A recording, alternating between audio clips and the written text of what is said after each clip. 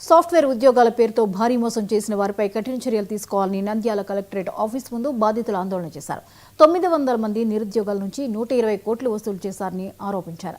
ఉద్యోగాల పేరుతో నమ్మించి డబ్బులు దోచుకుని పత్తా లేకుండా పోయిన health and wealth financial solutions కంపెనీపై చర్యలు తీసుకోవాలని సూచించారు.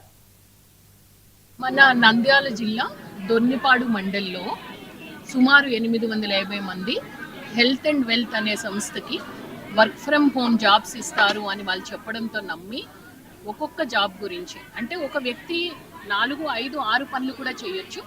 ఒక పని నిమిత్తం 3,60,000 చొప్పున ఎన్ని పనులు చేస్తే అన్ని 3,60,000 వాళ్ళకి మనము ముందుగా డిపాజిట్ చేస్తే ప్రతి నెల వాళ్ళకి 40,000 రూపాయలు జీతం ఇస్తాను అని చెప్పడంతో ఇలా చాలామంది ముందుకొచ్చి వాళ్ళ ఇంట్లో బంగారాన్ని లేదు అంటే ఆస్తుల్ని తనఖా పెట్టేసి ఆ హెల్త్ అండ్ వెల్త్ సంస్థలను నడుపుతున్న ఒక 4 వ్యక్తులకు వాళ్ళు కట్టడం జరిగింది.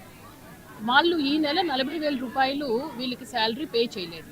పే చేయకపోవడంతో వాళ్ళు ఇప్పటి వరకు కూడా ఈ విషయము గత 3-4 సంవత్సరాల నుంచి వాళ్ళు కడుతూ ఉన్నారు, డబ్బులు వస్తూ ఉన్నాయి వాళ్ళకి.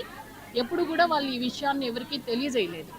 ఎప్పుడు 1 మంత్ శాలరీ రాలేదో అప్పుడు కూడా వాళ్ళు కేసు ఫైల్ చేయడానికి నిరాకరించారు. ఎందుకంటే చాలా సంవత్సరాల నుంచి నమ్మి వాళ్ళకి డబ్బులు వస్తూ ఉన్నాయి. మన నంద్యాల జిల్లా దొర్నిపాడు మండల్లో సుమారు 850 మంది. కూటమి ప్రభుత్వం ముందస్తు చర్యల వల్ల మోంతా తుఫానును సమర్థవంతంగా